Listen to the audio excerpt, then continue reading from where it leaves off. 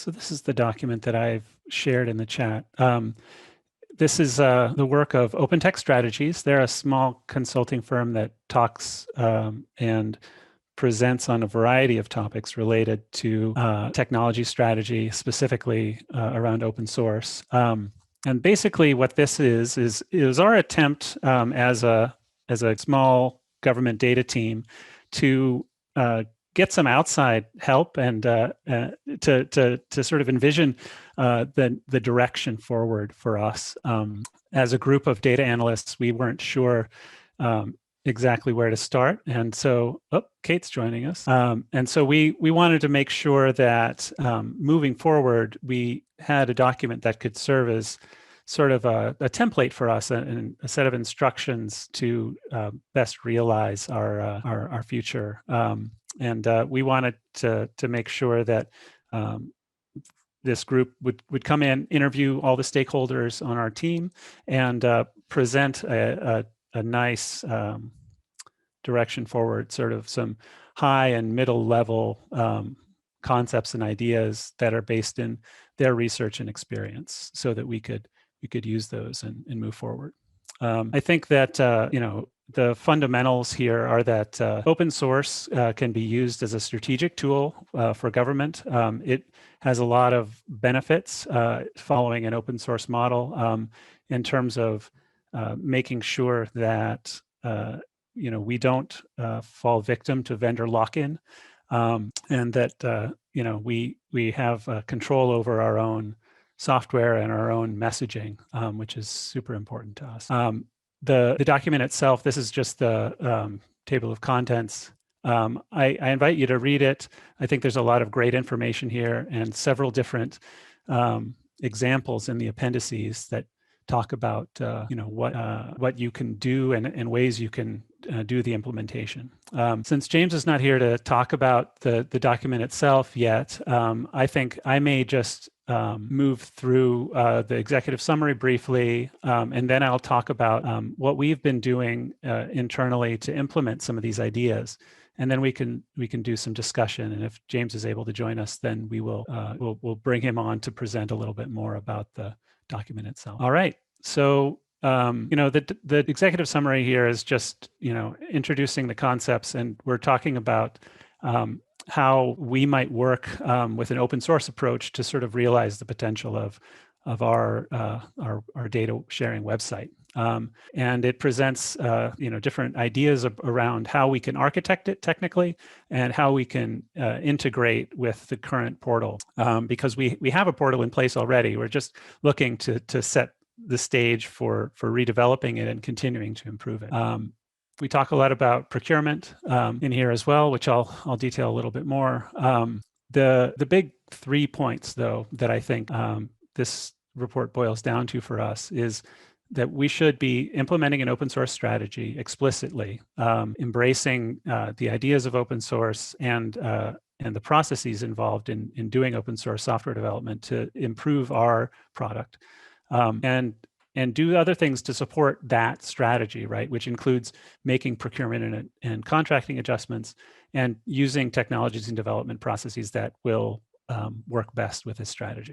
There's a lot of information in here and research that supports this direction. And what I'd like to do for a few minutes now is just talk about the things that we've been doing internally to sort of realize this roadmap. I'm just going to post before I do that, I'm just going to post the link to this doc once again to make sure that everybody who's joined has access. All right, so the link to the doc is in the chat now. Hi, Kate, good to see you. So I'm going to share once again, and I'll just bounce through a few slides to talk about what we've done for our implementation. And does anybody have any questions before I get started with that part? Yeah, I have a question. Please. Can everyone hear me? I can hear you. I'm not sure, but yes, you say implement an open source strategy. Are you going to delve into what exactly an open source strategy is? Well, that is definitely in the document. That's detailed actually at length what an open source strategy is. I think that one of the fundamentals is trying to do technical development in the open, sharing your code and sharing your process. but I think it involves a variety of other components that I'll talk a little bit about when I talk implementation. But I think the definition of what an open source strategy is pretty concisely defined, I think, in the document itself. Do you have access to that link? Yeah, I downloaded it. Okay, great. So I think that's useful, but let's see if I can answer that question, at least in part, in my presentation as well. All right, so I'll be presenting just based on my work here at the health department. I don't think you guys have much background on who I am. So my name is Grant Pezeshki. I am a employee at the New York City Department of Health and Mental Hygiene.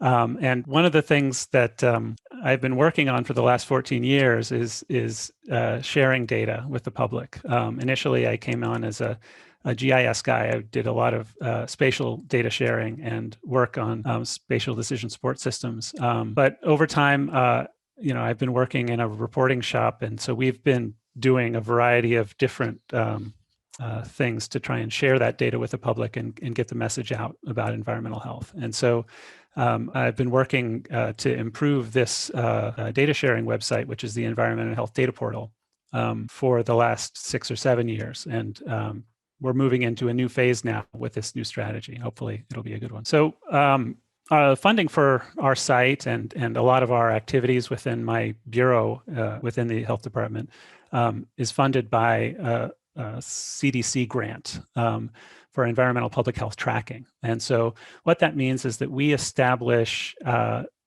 surveillance data, right? So we're actually monitoring things like environmental pollution, that includes air quality, but also environmental health effects, things like lead poisoning and heart attacks, those kinds of things that are related to environmental health. And we track them over time and place for New York City. So you can access on our site a variety of data sets that allow you to see, this is what our site looks like on the front page, allow you to see over time what problems are getting worse, what things are getting better, like air pollution, for instance, in the city, and how that varies neighborhood by neighborhood throughout the city. So we think it's a pretty decent site, but we needed a new plan to move forward for a variety of reasons.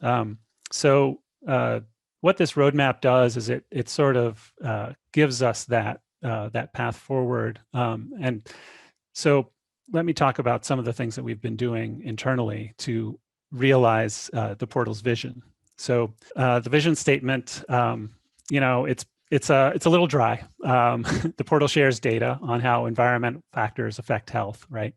In order to improve the health of New Yorkers, we do try to work with communities and stakeholders to support decision-making and to empower residents.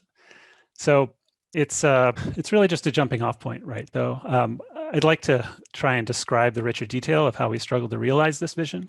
And I think the first thing I should mention is that we're starting to work with users, right? A lot more than we ever used to. So it's one of the biggest steps we've taken as a team. It's to adopt a user-centered design process. We've been enthusiastically borrowing tools and tactics laid out in some detail by the Civic Service Design Studio at NYC Opportunity. And we're thinking now about our website more as a service, delivering information to New Yorkers. It's meant reaching out to users and stakeholders in new ways. Sorry, I'm admitting people as I speak. And establishing a user group so that we can work to co-design new aspects of the site with users directly. So we've worked with users via email, but also with in-depth interviews. And also before COVID, we even organized in-person group co-design sessions, which have been incredibly useful. And we've gained a ton of insight that way. We've even taken steps to acquire gift cards to provide some recompense for our users, so they understand that we're valuing their time. We're trying all the time to increase our communication with this user group and improve it so that they can see and understand really how their input is affecting our products.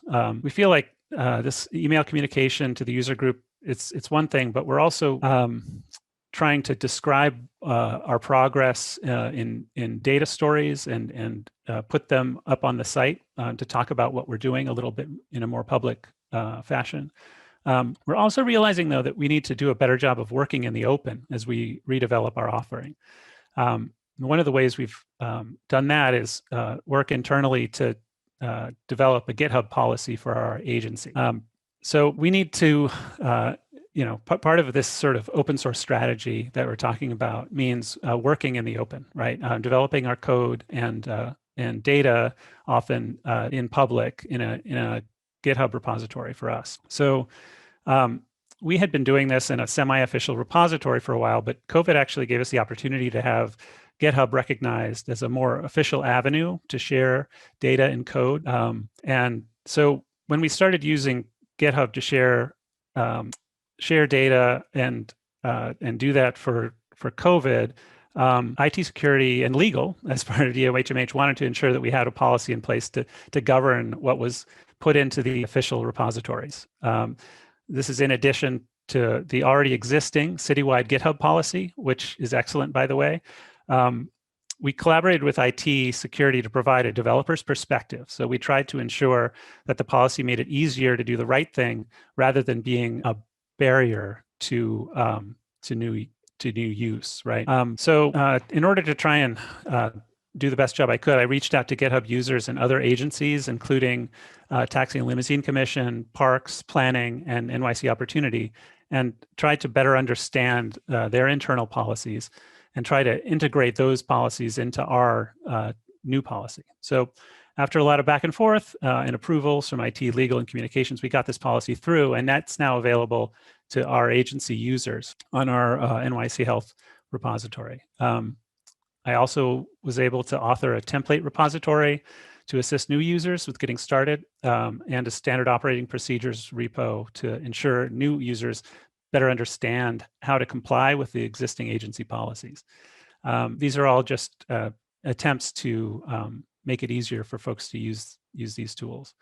But they also serve as instructions for us, for our staff. So we're thinking of GitHub as an avenue for engagement with our users because they can actually see the changes that we're making.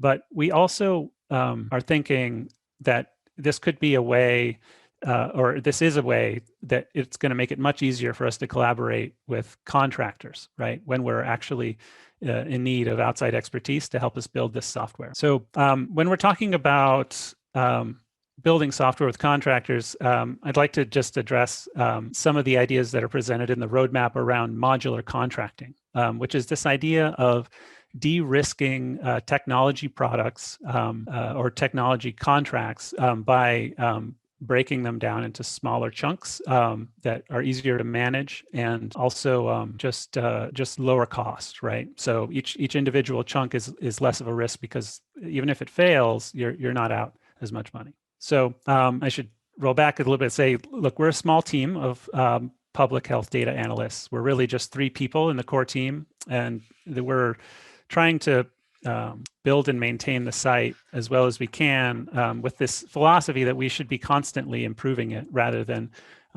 trying to build something and then just let it sit there sort of dying on the vine, right? Which is how I think we were addressing technology in years past. So, we're learning and building our skills as technologists, certainly, but none of us are formally trained as web developers. So what this means is we need to seek outside help through contracting. So modular contracting seemed like a great way to adjust our existing contracting practices based on patterns that have been developed through 18F, which is a group out of the General Services Administration in the federal government. They have a ton of materials online that we were able to access and use on the subject of modular contracting, which they describe as developing services from independent components, each of which is smaller and easier to manage, right, as I mentioned before. So we found it actually not too hard to adjust the way we think about contracting to do this, but we can still stay well within the rules of procurement at our agency. This is not to say that procurement rules for IT spending shouldn't be changed citywide, but for us, we've been able to just manage our own process. So to do that, we've created short templates that allow us to quickly develop solicitations and send these out to a list of NYC qualified MWBE vendors. We're also clear about our timelines and selection criteria. We only ask for brief responses, not long, ponderous, like 20-page or longer responses. And the idea is to reduce the burden on contractors as well as on the burden on us to be putting out these small dollar value contracts for bid. So, I mean, we're definitely in the early stages of this new model, but so far we've had good success working with contractors and putting out solicitations and getting responses fairly quickly. So it's been great. I don't have anything really negative to report on that front. It did take some work to develop the plan and the processes by working with our internal administration office to do that. We're also experimenting a lot more with using agile methods. And that means working iteratively to develop projects. So thinking about our website again as something we're trying to continuously improve, but new ideas get started with a kernel, right? A small piece of what the final product will look like, and we're trying to just grow the project from that small component, right? We call it the minimum viable product, right? We're starting with something small. We're putting it in front of users, and we're trying to iterate through new versions to make the product better. And that's just how we're thinking about doing development in this model. So we're also thinking about simplifying the technologies that we're using for maintainability. And what that means is, we used to do technology development essentially by hiring a contractor and letting them choose exactly how they were going to build everything, which makes sense to some extent. But it also means or meant in the past that we ended up with an overbuilt site that we didn't understand how it worked. And that's a problem when you're trying to manage a technology product. Now we're looking to redevelop the policy or the site, getting back to basics. I mean, what we're doing is, in fact, fairly simple. We're serving data to users. There's very little complexity necessary to do that. There's a little bit around the data visualization component, but in terms of actually just serving text and data to the public, that can be done really with HTML, a little CSS, and a little JavaScript. Doesn't require ASP.NET, doesn't require a lot of complexity. And so we're looking to better understand what we're doing and what we're asking contractors to do as well. So that's become a part of our strategy. So I want to talk a little bit about web accessibility as well. So that's something we've learned a lot about in the last few years, making our site accessible to everyone. We've gotten a lot of help from Wally Sabri, who's DoIT's web accessibility coordinator. He's a great resource.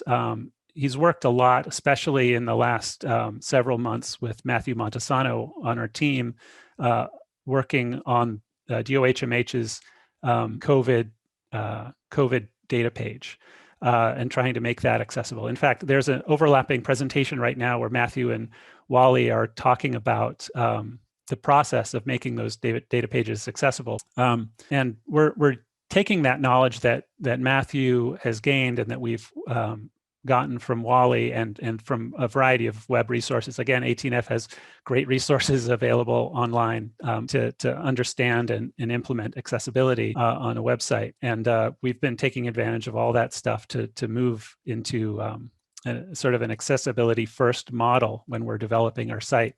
As we redevelop, we're going to make sure that all of our data is available in fully accessible HTML tables, and making sure that all of our pages are fully accessible using screen readers and standard techniques for navigating the site. So we found that to be an incredibly sort of enlightening process as well, because it's given us a lot of benefits in terms of improving the way you navigate our site in general, which I think is going to help all users, not just those with disabilities and impairments. Lastly, before we go into more of a discussion mode, I just wanted to talk about some of the back-end work that we've been doing as well, just to make it a little bit easier for us to manage our data. So we pull data from a variety of different data sources for our site. One of them is the Department of Health, right? And there's a lot of data analysts at the health department who do all of their research work in SAS, especially. And so we've assembled a lot of SAS routines that help process some of that data and pull it into the portal format, our website's data format. And we've tried to integrate those into pipelines using Python and a variety of other tools. Really, it's just SQL Server reporting or integration services and Python to pull data together in predictable ways to create these pipelines and make it just much easier to manage getting the latest data and pulling it into the site.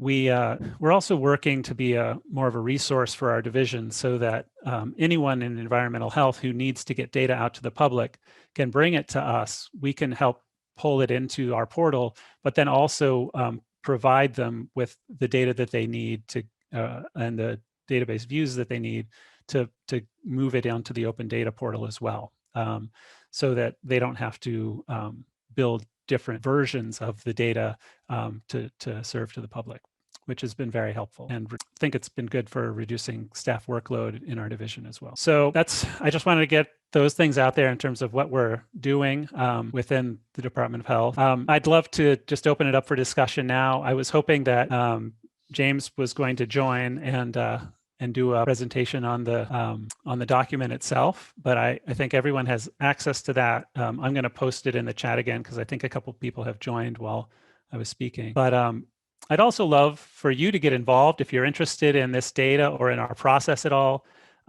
Please email us. You can also email me directly. I'd love to hear about challenges, though, in the discussion that you are having at your agency, or questions that you have for what we're doing, about what we're doing, and about how this document might help.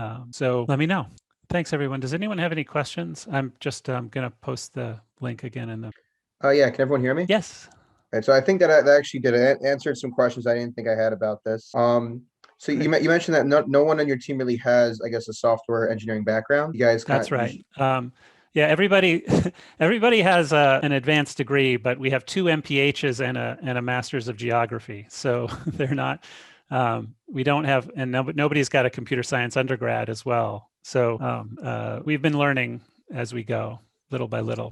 Right. What I'm noticing a lot about this type of stuff is you have domain experts moving into it. Like a lot of data analysts, they start off as like physics people or geography, and then they kind of, because once you're a professional, the data skills kind of come much easier, I think, if you're like a domain expert. My question is, so like you definitely elaborated more on the open source stuff. I don't know if maybe I missed it. So because you, especially as open source strategy, and you mentioned you had contractors, are you accepting open source contributions? Yes, I think we'd like to. I think I think that would be sort of that's the dream, right? Is if we do a better job doing our development in the open, we'd love to get issues from folks who see problems in our code and get contributions. If folks think maybe there's another way that we could do data visualization for a data set, those kinds of contributions would be welcome. Of course, they'd have to go through our security review as well before we could pull it into a repository. But that, there are tools now that do it as providing that actually make security review much easier for us to start the process internally, using the Veracode suite of tools to audit everything. And I think that would be welcome. I mean, we'd love to get engaged users actually writing code if they're interested. Does anyone else have any questions for me? Again, I apologize that James doesn't seem like he was able to join, but I'll start asking you questions if you're not careful. Is there anyone in the group that's working in a government reporting team that is in the process of trying to move your data out to the public? Mark, you're finding it difficult? Is it? Yeah, I can see that. In OMB, it seems like we'd have challenges. There's so much data, but it probably has to go through a ton of different approvals. including from the mayor's office, to make stuff public. You feel like there's a political element to that, or do you think it's just getting through IT security and that kind of thing that causes the problem? All of the above. Yeah. Oh, wow, people are still arriving, so I'm just adding folks in. Well, I hope that this roadmap document, it has some answers in there in terms of making an argument for this approach. Of thinking about your data offering as a service that needs to be constantly improved and worked on by a team.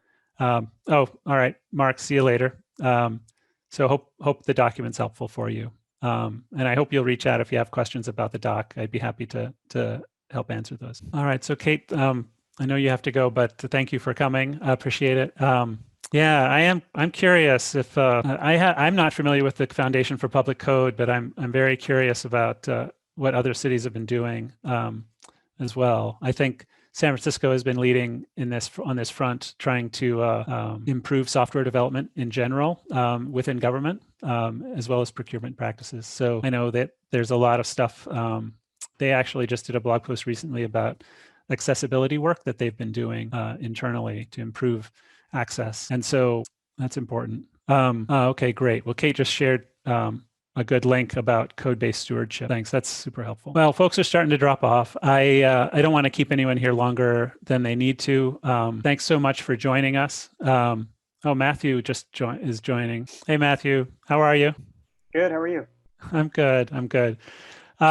So James wasn't able to make it, it seems like, to present on the document, but I was able to share the doc for everyone, and I walked through some of the things that we've been doing internally to get started on the roadmap. And so, but after a few questions, it seems like folks don't have a lot more questions. So we may be closing up a little bit early today. All righty.